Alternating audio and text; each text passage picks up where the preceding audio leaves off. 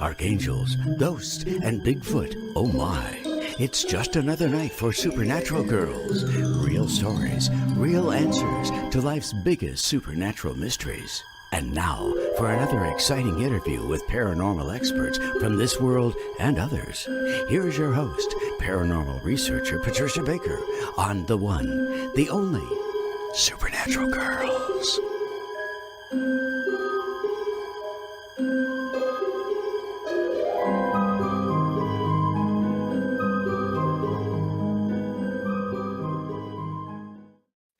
Welcome, everyone, to another exciting episode of Supernatural Girls. I'm your host, Patricia Baker. I am here with my lovely co-host, all the way from Tucson. For you. Miss Patricia Kirkman, PK. How are you tonight? Doing fine, my dear, doing fine. Enjoying a semi-strange day. It's a little cool, but not too bad. So I'm just kind of enjoying it. It's before the worst to come, as we know, because it's wintertime now. That's right. I'm still expecting sunshine and all that good stuff. So tell us about the numbers, and then I'm going to go into a little bit of sharing about the UFO experience we had here. Yes, definitely. I passed that on to a couple people to see it. They were going, what? Yeah. Yes, it did. Thank God your husband got a new camera. I know, the best of the best, really. Right. He deserved the best. He's got you. Hey, you're not kidding. Now you said it all. Got a doubt in my mind, kiddo. Said it all. I had a couple of calls asking me again about retrograde. It's coming. It's the most mind-boggling for many of us. So retrograde actually just started on the 25th. It will last 3 weeks long this time. So those that are in the fire signs are going to find it difficult to see themselves clearly or take actions of what they need to. We're going to find those that are in the earth signs are going to push themselves to revisit resentments, familiar disagreements, and emotional boundaries. So, hey, folks, get that little pad of paper out, make your notes, fix it. Let's take care of it so you don't have to carry it around for the next couple of years. So then we've got our air signs, communication clashes, so watch your mouths. You're going to have a lot of things to say. Most social and interpersonal parts of their chart are going to pop up, but you least expect it. So you kind of be a little more cognizant of what comes out is going to make a mark somewhere. Then the water signs, they're going to have to work out matters where money's affecting them, and it's going to have a lot to do with more with that than anything else. So be careful making financial investments and taking things. So I thought, well, this is what we're all facing, a retrograde, and each one of us are facing it a little bit different. But the most important thing is to be cautious of what you've got, take care of what you say. And God, if you're not sure of what you're saying, zip your lip. Afterwards, you'll be grateful that you did. It's too easy to just jump right out there right now, especially with the holidays coming. Everybody's going to have possibly a little libation, and that's going to loose lips sing ships type thing. So let's be a little cautious of what we do, folks. Enjoy the holiday and enjoy your time with family, but be a little cognizant of what comes out of what goes in. Yeah, really. It's like you don't want to do the open mouth insert foot routine. Definitely don't want to do that. It's so easy right now because everybody's worn out. The election took its toll on everybody. What's going on right now, people aren't sure which direction to go. And everybody thinks that they're losing. I don't care what side you're on. You still think you've lost out on something. No, you haven't. Take a deep breath. Take a look at where you are, what you're doing. Be your new best friend. Wake up in the morning, look in the mirror and say, hey, what can I do for you today? Instead of taking a look and saying, oh, look what they did to me. Huh? No victim mentality here. None. Definitely not. Okay, good. Well, thank you for sharing that. So, as you know, those of you who are following us on Facebook and Twitter, please follow us if you're not, and give us a like and a follow on our YouTube channel also. Right.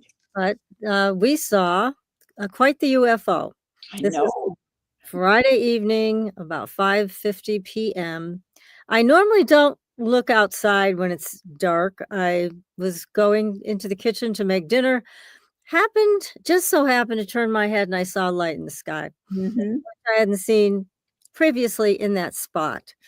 So I said to my husband, "Hey, get your camera. Let's go out and take some pictures." It was freezing out there. So we're standing on the balcony because we were, did this so quickly. We didn't grab coats. We just ran out there.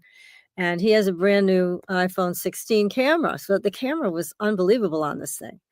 So he took 2 videos and several pictures, and we were very taken with what came out. Now, I sent it to our dear friend, Bob Luca, who's a UFO expert after everything he's been through. He's actually the first call I made. And he said to me, he said, "This is a bona fide UFO. There's no question. Hmm. Not one of the triangular ships, it's one of ours. It's definitely one of theirs." So it was quite exciting. Now, the weird part of it is you will hear on the video a train going by. Now, when we were out there, we didn't hear anything. There is a train that's about a mile, train tracks a mile from us. The train does travel that way. But when we were standing outside taking pictures, we heard nothing. Now, in the Yeah. train video, it sounds like it's right next door to us. So I sent it to Jeff Flora, who's a great audio guy, to have him listen to it and see what he thinks is going on. Why is this thing so loud? Because it's never this loud. Even when we're outside closer to it, it never ever is that loud. So there's something strange about that, something strange about the fact that we didn't hear it when we were out there. So, Chanel, would you be so kind as to play that Oh, tape? yes.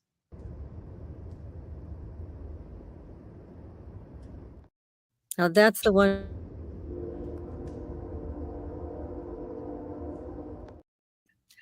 So, yet now that if I was standing out there and the train went by and it sounded like that, I would hear it.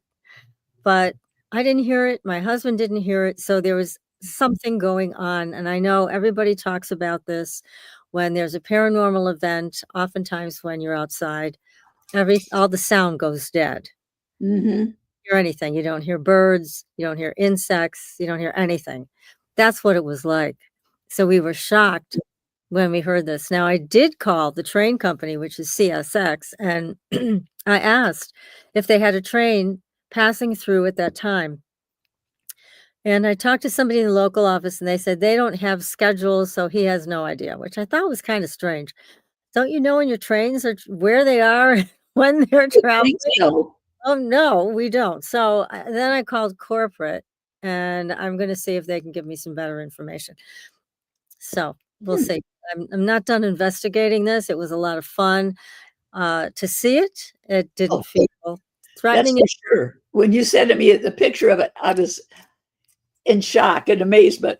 Yeah, it's very, very Good. clear what this was. And in the video, when you play it on a large screen computer and even a smaller screen, you can see all of the energy Oh, twirling yeah. around and coming off this thing. You can see the photographs. They are on the Facebook page for Supernatural Girls, and the video is there as well. And you can make it larger if you'd like on your own software and let us know what you think. But quite a few people were interested in it. So, anyways, well, let's get to our fabulous guest. Yes. George Lizos. He is all the way from Cyprus. He is still in Cyprus. He is calling us and videoing us from Cyprus. Now, he's really, really an interesting man. And Yes, he is. he has a new book out. And this is an important book about manifestation. There it is. Okay, Ancient Manifestation Secrets. And everybody knows we're all into manifestation. We want to hear something new, different, and powerful. And we have it for you tonight. So, George is a spiritual teacher, he is a psychic healer, Greek pagan priest, and the creator of Intuition Mastery School. The author of Be the Guru, Lightworkers Gotta Work, Protect Your Light, and Secrets of Greek Mysticism. He is the host of the Lit Up Lightworker and Can't Host podcasts. named one of the top 50 health and wellness influencers by Health Blog Awards. He regularly teaches workshops and online courses. And again, he lives in Cyprus. How exotic is that? George, welcome to the show. Hello, Patricia and PK. Thank you so much for having me. It's lovely to be here. Well, It's it's a pleasure for so sure. great to have you here. So, do tell, how did you get into the manifestation aspect of all of this?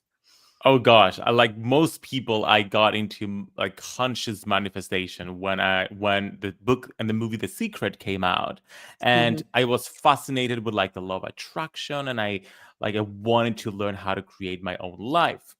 But like most people as well, once they get into the law of attraction, they realize it's not as easy as it looks like. It's not just about faking until you're making it. It's not just about just obsessing about something and then manifesting it. So I experimented for a while with so many different practices. And although I was manifesting successfully with like vision boards and positive affirmations, manifestation boxes, scripting, and all the wonderful like bells and whistles of the manifestation community, I felt something was missing. I felt that the soul was missing from the manifestation practice. I was manifesting out of a state of ego, like, okay, let me see what kind of things can I get, rather than let me see how I can follow my purpose. Let me see how I can align my desires to what my soul came here to do in this lifetime. And then right about that time in 2017, that's when I transitioned to the religion and the spiritual traditions of my ancestors, the ancient Greeks. And I became a priest to Hellenic polytheism. And I had been a New Ager for a while before that. I'm like, okay, let's wonder what the ancient Greeks like taught about manifestation, because we hear that it's been practiced since the ancient times. So I search into the ancient texts, into the philosophical schools, and I find out that the ancient Greeks, of course, famously taught about manifestation in a philosophical school in later antiquity called Hermeticism, that combined the spiritual tradition of the ancient Greeks and the ancient Egyptians. So diving into Hermeticism, I discovered that it's not just about the law of attraction. There are more universal laws out there that we can use to manifest. Specifically, there are 7 main universal laws of manifestation. And that's when my manifestation practice took a completely different turn. Wow. Well, it sounds like it's more in alignment with who you are, also, your roots. Exactly. It's aligned to my ancestry. And I've always believed that when we align our spiritual practice to the practice of our ancestry or ancestries, then we can tap into so much more wisdom, because we have energetic connections connecting us to ancestors, to the land we grew up into. And when we activate those energetic cords, we receive all the wisdom. Right. So you're seeing a big change in how you're manifesting. You're manifesting in alignment with your soul, with your soul's purpose. Can you give us an example of, say, for example, something you manifested before and what you manifest today? Yeah, well, so let me tell you how I manifested this book. Because I actually wrote this book in 2021, and it's only coming out now, 4 years later. So here is a story. I go to Delphi in Greece, and I book a cottage for 10 days. I sit there facing the temple of Delphi and channeling essentially this book. Like, it's partly research based and partly channeling the specific practices, the energetic practices. I write this book. I'm so excited. I pitch it to my publisher at the time, and my publisher says, it's too advanced. People are not ready for this right now. Why don't you write a book about the Greek gods and goddesses instead? I'm like, okay. So I park this book and I started researching a new book about the Greek gods and goddesses, Secrets of Greek Mysticism. So Secrets of Greek Mysticism came out this year as well in April. And then a few months later, I released this one. Now, what happened in between? Right after my publisher rejected essentially ancient manifestation secrets, I'm like, you know what? I'm not going to let a publisher dictate like when I'll publish this book. I'm just gonna. There's a quote by Kris Jenner. She says, "If someone says no, you're talking to the wrong person." I'm like, well, wrong publisher then. I'm gonna Right. search and Perfect. find out like the right publisher for this book. And It so ended up being that this book came out after Secrets of Greek Mysticism that I wrote later, actually. And it was all divinely planned. It was all divine timing there, because my audience had to read Secrets of Greek Mysticism first to learn about the ancient Greeks as an introduction before they're ready to embrace ancient manifestation secrets. That's essentially a more advanced book on a very specific niche within the ancient Greek religion and spirituality. So how is this manifestation the new way of manifesting? I work with all of the laws of the universe. It wasn't just the law of attraction, obsessing over something, and if it doesn't manifest, oh, I got it wrong. I realized that there is also another law called the law of cause and effect. And the law of cause and effect teaches that there are many causes in the manifestation of something. One of the causes is our vibrational frequency, how we think and feel, but there are other causes as well, such as karmic contracts, karmic curses, timing, collective intentionality, our life purpose, our soul purpose, UFOs. There's so many different kind of energies that are just coming in to affect manifestation. So if we only expect that it's just a law of attraction, and then if it doesn't manifest, we got it wrong, then we miss the point there and we lose our opportunities. So that's like a fun story, a very meta kind of story of how this book came to be. It is a wonderful story. But here's the thing. I know with The Secret, I found it very disappointing because it didn't work for a lot of people. And it seems like there's got to be a better way. And I think you may have found it. But it also, for most people, it can't be complicated. It's like, is there some simple 1, 2, 3, 4, 5 steps that you can tell us about? I know we need to read the book, obviously, to get the whole spirit of this. But what can you tell people tonight as we're coming into holidays and hopefully wishes coming true? Mm. What would you tell our audience about this? How do you do it? Yes, let me rephrase something. It's not complicated, it's complex. And it's different in the sense that when you know the full story, it can be more complex, but not complicated, because then you know. So let me Wow. share the 5-step process, the 5-step manifestation process, essentially, that I teach in the book. So the traditional process taught in The Secret and by many other teachers is ask, believe, receive. Ask for what you want, believe it by faking it, and then the universe will deliver, and then you'll receive it. My process is the other way around. So instead of starting with ask, we start with step number 1, raise your vibration. That essentially has to do with aligning yourself with your soul's desire, aligning yourself with the frequency of source, the frequency of your soul. Why? Because only when you align yourself to the frequency of who you truly are can you receive the desires that you're meant to manifest, that your soul chose to manifest before you were born. In your pre-birth plan, you had specific intentionality about the lessons and the karmic contracts that you came here to manifest. So when you first align yourself with who you really are in the vibrational frequency of your source, then you find your life purpose. And I guide people through a process of identifying what their life purpose is, and then receiving those specific desires. And then we move into step number 2, clarify your desires. Finding your life purpose and finding desires that are aligned with that life purpose. Now, what is our life purpose? It is a very specific mission that our soul came here to fulfill in this lifetime. And it's very specific, and it's something that only we can fulfill. Nobody else can do it.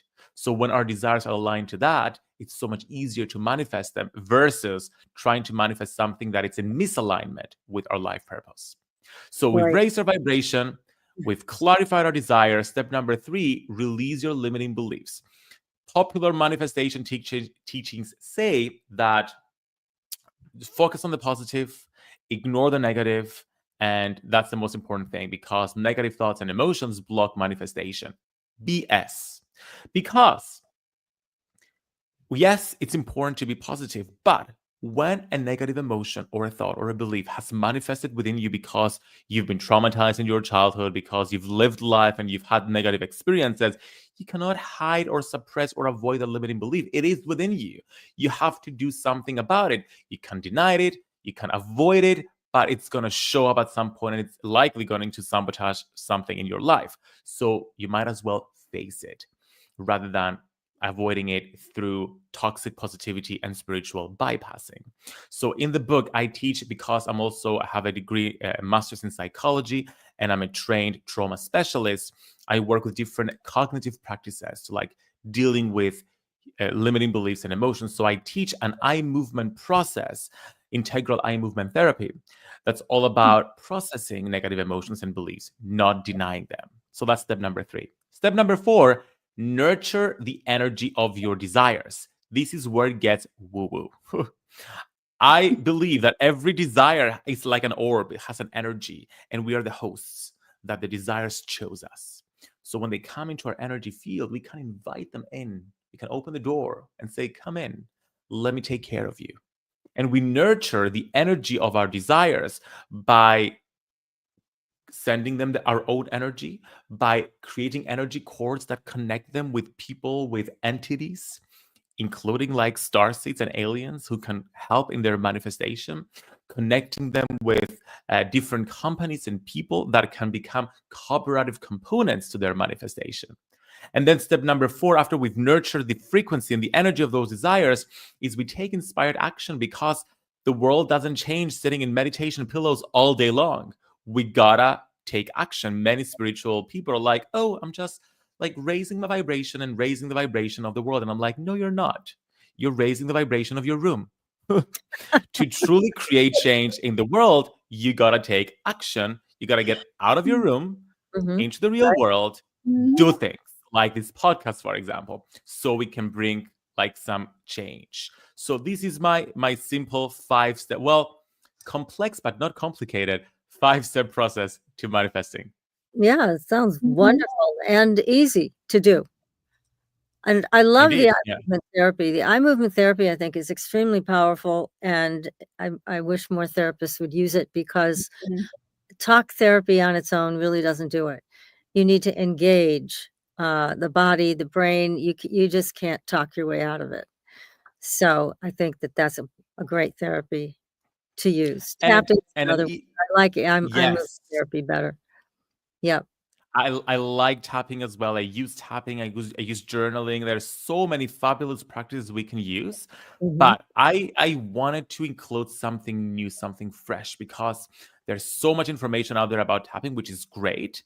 But the reason I came upon like eye movement therapy is a few years ago, I had a nervous breakdown where traumas from my childhood traumas, sexual traumas got triggered, and I couldn't deal with them with my traditional tools. And I didn't know where to turn. And somebody told me about EMDR, which is like an eye movement process that's like peer-reviewed and currently the most effective process to dealing with PTSD. But this process was drawing from EMDR, but also combining NLP and different other things. It was called IEMT, Integral Eye Movement Therapy. So in 4 sessions, I dealt with and processed so much trauma, and I discovered a whole new version of myself. So I'm like, I gotta know how this works. So I trained as a practitioner and then as an advanced practitioner, and I actually got permission from the creator, the founder of the process, to include it in the book. So it's a really powerful process to quickly change your identity. Whenever we make statements like that start with I, that have pronouns, I, me, myself. For example, I'm not good enough. That's a common one that many people have. Whenever there is an I there, that means we've learned to identify as someone who feels that way. I've learned to identify someone who's not good enough, for example. And then when we start asking questions, which is part of the process, when you think of I, that's not good enough, where is I in the body? Because the body keeps a score, as we know. Right. I is in the heart, for example. How old is I in the heart? And what's happening around 5-year-old I in the heart? Then the body starts revealing those traumatic memories and those experiences that taught us to think and feel that way. And with the eye movements, you reprogram the mind to think in a different way. And that's how you transmute your limiting beliefs rather than avoid them because you're afraid you're going to manifest them. Right. Well, it makes perfect sense. I'm sure they have researched a lot of lottery winners and they get the big win, but you go visit them 3 years later, they have no money left. Right. Yeah. And, the vibration didn't hold over time. So it was a match for that one moment of getting the right ticket, but there was nothing to sustain that vibration. So yeah, you're so right. You have to work on releasing whatever's in your way. So that's a very powerful technique that you're using with your clients. Now, how can people reach you if they want to work with you on these things? True.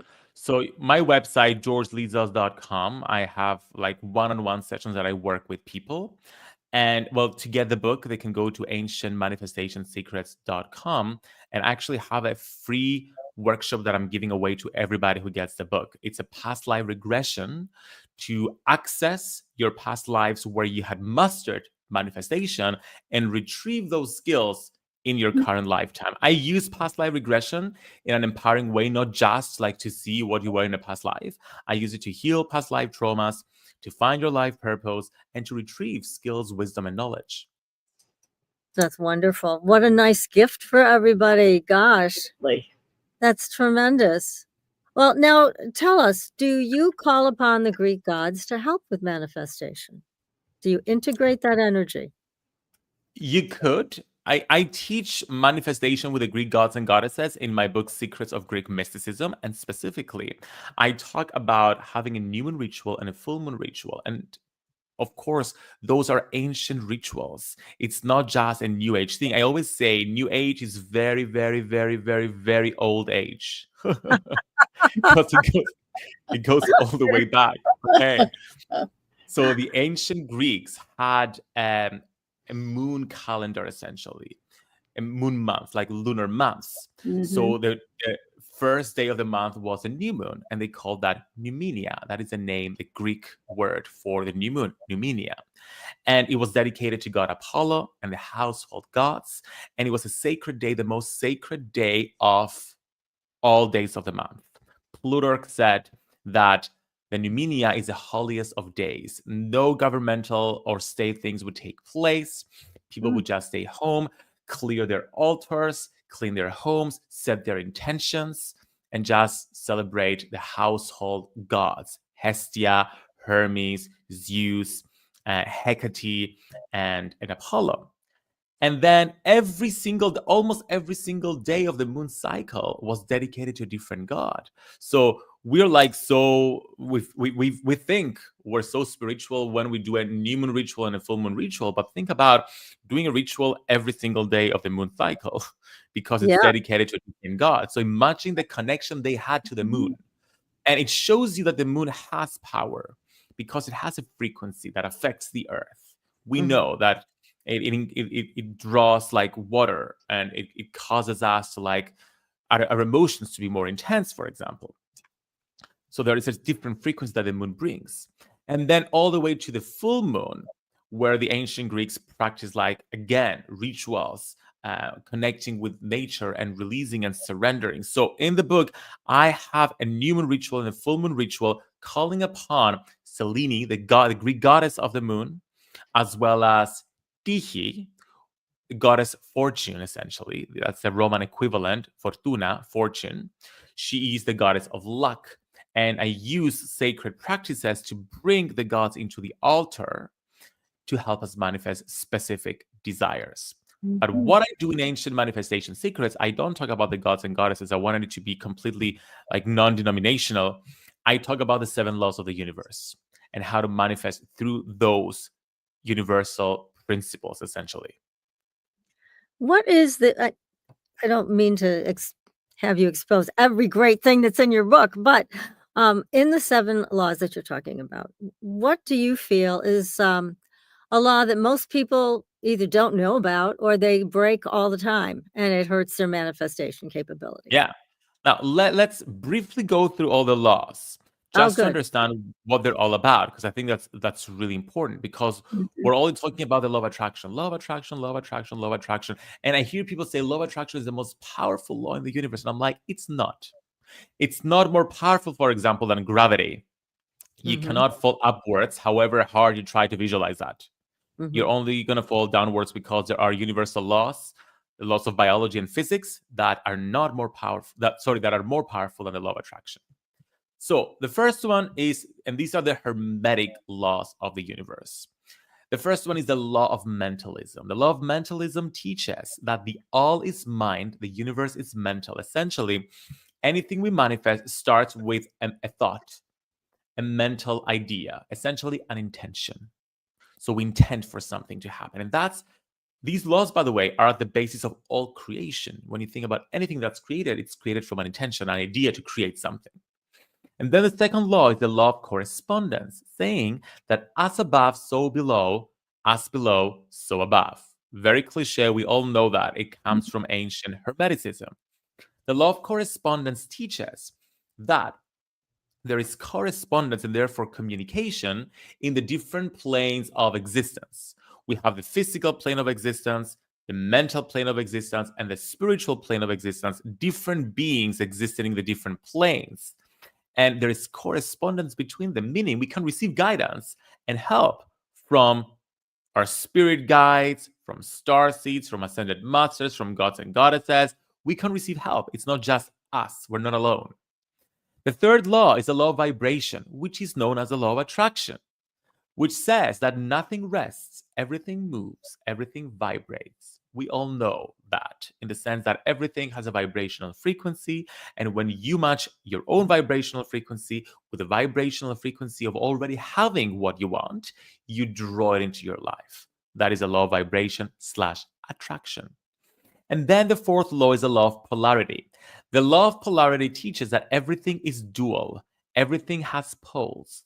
Everything has its pair of opposites. Essentially, whatever it is you're experiencing, let's say, for example, you're depressed, you have access to the opposite emotion or the opposite state because there is a stick. Think of this stick, this scale that has two poles, and you are somewhere in this scale. Wherever you are on the scale, you have access to every single point on that scale. So if you are experiencing illness, you have access to health. If you're experiencing poverty, you have access to abundance. Knowing this is powerful because you know you can move up the scale or down the scale consciously. The fifth law is the law of rhythm, teaching that everything flows out and in, everything has its tides, all things rise and fall. Basically, the law of rhythm says that imagine this spectrum that we talked about, okay, the scale, and there is a pendulum, and the pendulum swings back and forth. That's the law of rhythm. It's a law of rhythm in life. Our economy goes through a boom and a recession. We go through ice ages and then warmer periods of time. We have days when we feel good and days when we feel bad. It's just the rhythm of life, and it just flows like a pendulum, going from one side of the scale to the other side of the scale, but not necessarily in the same degree. It doesn't go all the way to the pole and then all the way to the other pole of that scale. That means that we can, with practices that I teach in the book, rise above the downward swing of the pendulum when we're feeling negative, for example, and rise ourselves above that so we're feeling more positive and sustain our positive state of feeling, even if the swing is swinging towards the negative side. The sixth law is the law of cause and effect, my favorite one and the most applicable, in the sense that it says that every cause has its effect. Every effect has its cause. Now, law of attraction teaches that it's that the law of attraction and vibrational frequency, it's the single cause to our effect, the manifestation. And therefore, our thoughts and our emotions manifest our reality, period. I disagree with that. I believe that yes, our thoughts and emotions do manifest our reality, but there are other things in place as well. We have karmic contracts, meaning decisions we made before we were born about what we wanted to experience in this lifetime. Our soul chose to experience certain lessons that we cannot escape, that are fated to happen. The opportunities of them are fated to happen. Of course, we have free will, and we can choose to avoid a lesson if we want to and not learn it, but we're going to come back and learn it in a different lifetime. So why go through that struggle? But there are karmic contracts in place. There are karmic curses in place, meaning there are psychic attacks that span lifetimes. Someone cursed us in a previous lifetime, and we were dealing with the effect of it in this lifetime. We have karmic relationships, and therefore contracts we have with other people we need to fulfill. We have our soul purpose, a purpose fulfilled over a series of lifetimes. We cannot just jump to a different purpose. Our soul has a purpose. We need to follow it. And also we have collective manifestation. We all manifested COVID together. Nobody avoided that. Nobody was such a strong manifester to not manifest living in a world with COVID. So there's collective intentionality playing into place as well. And then finally, we have the law of gender that says that gender is in everything. Everything has its masculine and feminine principles. Now, gender in this state is a process of creation, the process of gendering. And essentially, the masculine and feminine energies are the energies of creation. Masculine energy being more forward, taking action, active, rigid structure, and then feminine energy being more about receiving, trusting, unstructured activities that are both needed in creating anything. We cannot just work. We need to work and rest, receive guidance, use that guidance to take inspired action. So this is a quick summary of the 7 laws of the universe. Well, thank you for sharing that. This is all in your book. Again, the title of your book, please tell us, and I'll have Chanel put it back up on the screen. It Chanel, is Ancient Manifestation Secrets. Yes. Yes. Beautiful cover, by the way. It is. Thank you. I designed it. Of course you did. Yeah. It feels like you. It feels like your energy. I mean, look at me. I know, really. It's perfect. Beautiful. So when you work with people a lot, it sounds like, and you come across people who are sabotaging their own manifestation process, what do you find, again, is the most common saboteur for people? That I don't deserve something. I am not good enough.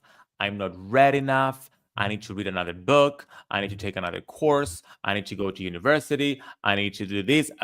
Other people are better. So we after we've exhausted the I statements, we can go to, other people are better than me. Other people have already done that. And I'm like, if someone like me, that English is my second language, up until I was 15 years old, I didn't speak English, managed to have an international career as an author and have 5 books published, then anybody can do anything.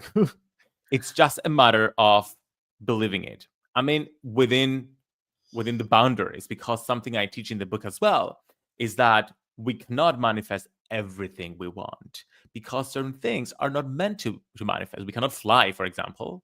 We cannot change the color of our eyes at will. There are certain things that have to work within universal laws. Right. But to a great degree, we can manifest many things, especially when those things are aligned to our life purpose. That's why I really encourage people, don't just manifest out of your ego. Just say, I want this car. I mean, you can have the car, but don't obsess so much on the car and then it's not manifesting, but you're resisting it. If the universe is pointing you to a different direction and telling you, you know what, focus on this because that's aligned to what you came here to be and do. Oh, it makes sense. Total sense. And it also makes more room to incorporate your spiritual path, which there wasn't much room for that with The Secret and all that stuff. So, yeah. But it was very one-sided, yes. Yeah, it really was. But you're also a psychic healer. So yes. Tell us about this gift that you have.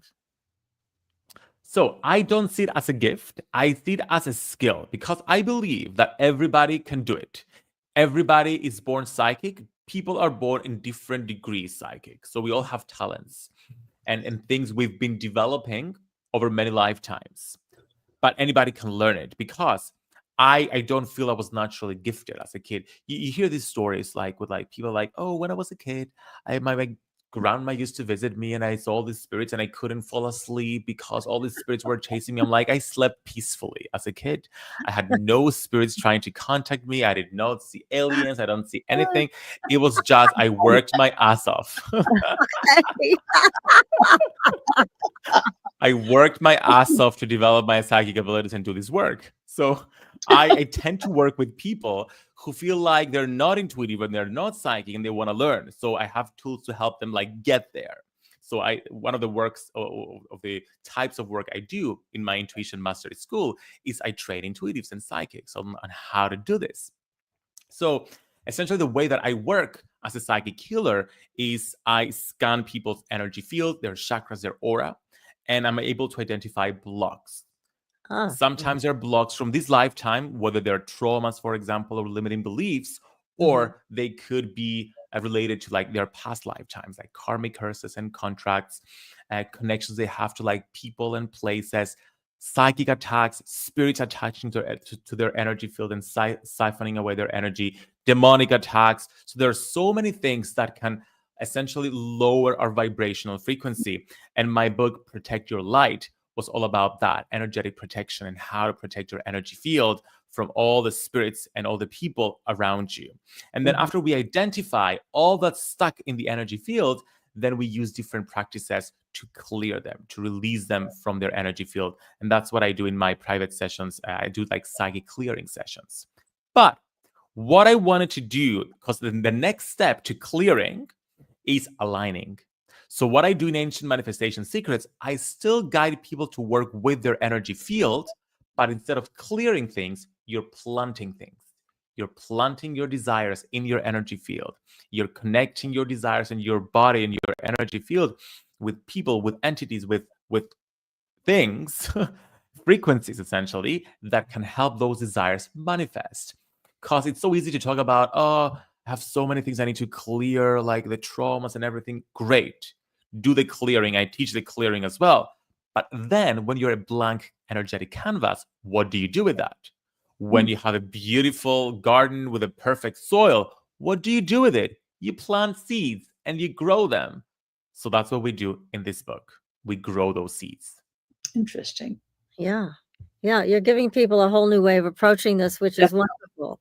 Because, you know, when we have this blank slate or this beautiful garden waiting to be landscaped, it's really tempting for people to go back into old habits and do the same old thing all over again. So negative self-talk, which I hear that all the time. You know, people in my age group, they're always talking about not being able to remember, not being able to get up in the morning easily. And it's like it becomes a hamster wheel of negative reinforcement.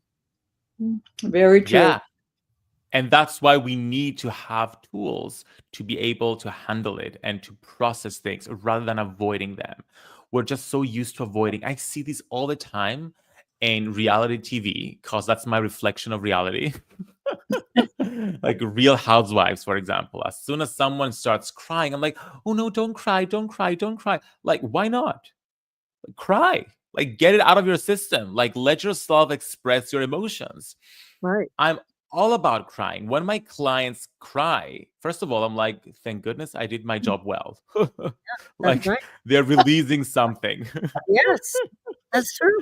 And then I'm like, I pause them not to stop them from crying. I'm like, please go get a tissue. You don't want to ruin your makeup. But cry. Yeah. Keep crying. I know, when I worked with clients years ago, I used to say, you get a gold star for this. There we go. There's your reward. Yeah. Yeah. Because we try to block out feelings or we try to weaponize feelings in our culture. And neither way is helpful. And it doesn't work. So it has to be a power with situation, not a power over. And it's not something people are used to.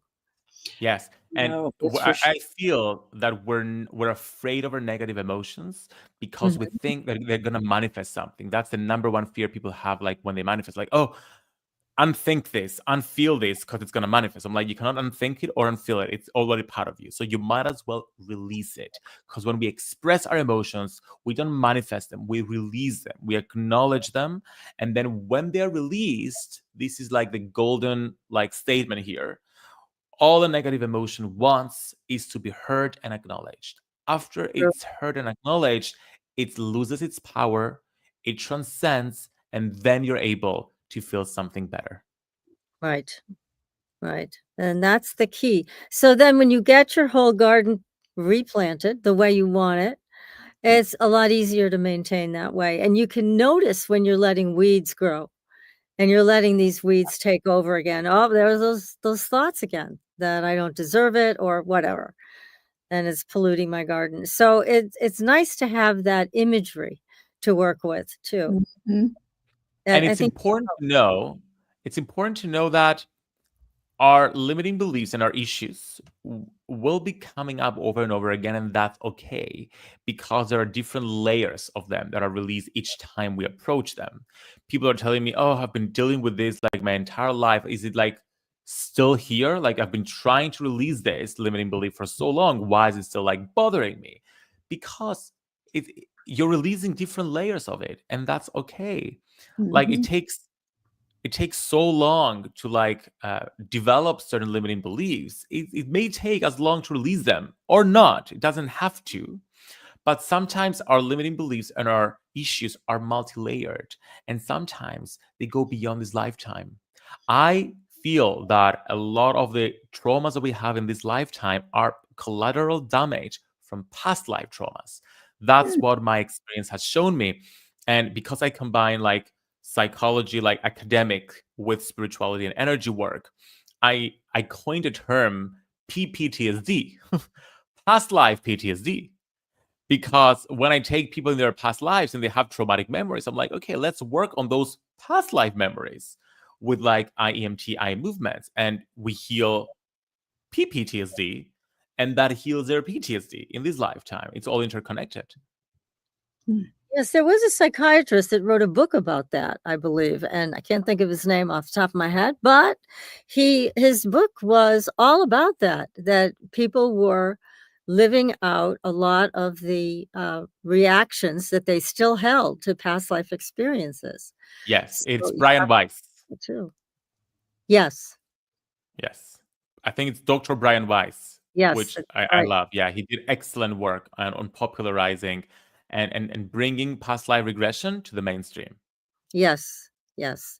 Yeah, we need to have a wider perspective on life. It's not just this life. We're connected with so many other dimensions and realities. We have no idea really what we're connected to. So it's Yeah. nice that you provided this book and you also do workshops and everything else to help people to expand this so that they have more sense of a power and control over what is going on in their lives.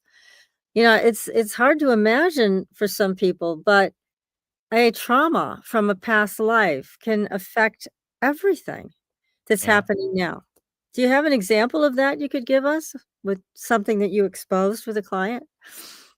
Oh gosh, yes. I mean, so many stories and so many examples. One that comes up currently is I had a client who's who had a very traumatic experience in this lifetime, where her dad was essentially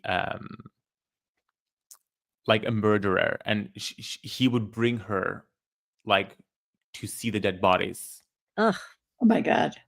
and when she was a kid, mm, and she was traumatized by all these images of like chopped up bodies. Essentially, it was like it was intense even for me to like experience and like guide the whole session. But then when we did a past life regression on that, we identified that there was past life where she had a complicated relationship with her dad, and therefore she kept reliving that in this lifetime. So there are so many ways that our current lifetime can be interconnected with our past lifetime, and it's not easy to explore that, and I don't think it's necessary to understand exactly why something where something we experience it's coming from. It's good to get an idea of that, but when it comes to like the negative stuff, I'm like, it's just stuff, and it's just leaving, and let's process it, let's move through it. Let's not obsess over the negative. Release it, learn enough to understand it and process it and transmute it, but then let's focus on the positive. Let's move into something else. yes, and there's a lot of new science that's come out. I know Joe Dispenza's work really features that says Yeah. if you keep going over the past, this is what happened and this is how horrible it was, that nothing will change. It'll trap you. That's Yes. the box that you live in. Yeah. Yes, So, because that's the other side of the game where spiritual people get obsessed with the inner work and they are just digging for things to like heal. And I'm like, if something is ready to be healed, it's going to show up. You yeah. don't have to search for it. That's true. That's true. Yeah. Yeah. This is so fascinating talking with you, George. Yes, it is. Great stuff. Thank you. Really great. Yeah. I mean, and you're so generous. You created all these wonderful books, and the most recent one that we're talking about tonight, but also that you're offering a free workshop to people who buy your book, that they could have this guided session with you. Now, obviously, you're in Cyprus, so you work with people by Skype or by Zoom, or how do you do this? I work 100% online, so I work via Zoom. I was actually recently in New York City and I taught at the Omega Institute. I taught like a 5-day certification course on like psychic healing, which I was so excited about. And I hope to be able to like travel more and do more work in the States as well, because I really feel the pull. Yeah. Well, for us.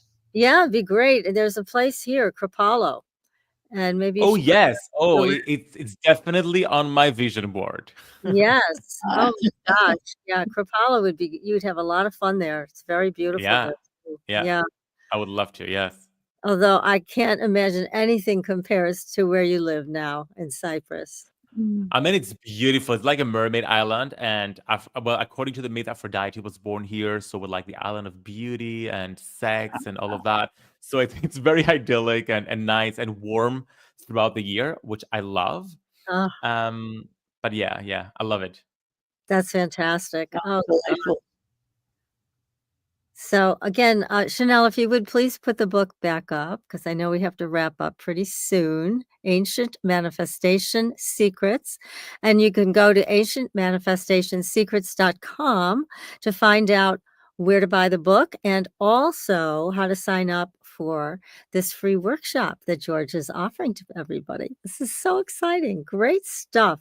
And I love how you incorporated everything, your own lineage and more with this. You really pulled a lot of power into this whole piece that you've created. This is I great. really feel passionate about like bringing the ancient wisdom into the modern times, and because I'm a native Greek and a native Greek priest to Hellenic polytheism, I think it's also like part of my purpose to help bring that information like to the English language, because a lot of the texts have not been translated to English. Oh, So I'm reading in Greek and then translating and then bringing this information forward. So I see it as like my life's purpose to do this. that is really How fortunate for us. it is incredible. Yes, thank you for devoting so much time and energy to this. Well, George, unfortunately, we've run out of time. We could talk to you all night about all this, but we would love to have you back. So I know you must have another book on the way. So please keep us I'm posted. always writing new books. Good for us. Well, thank you again. And everybody, we will be back next week with another wonderful show. And happy Thanksgiving. Enjoy your turkey or whatever it is that you're eating for the holiday. Enjoy it all. Enjoy your family, your friends, dogs, cats, everybody. Let's make it a big connection this holiday. Oh, definitely. A safe one. Yes. So until then, everybody, we will see you on the Blue Highway. Good night. Good night. Bye-bye.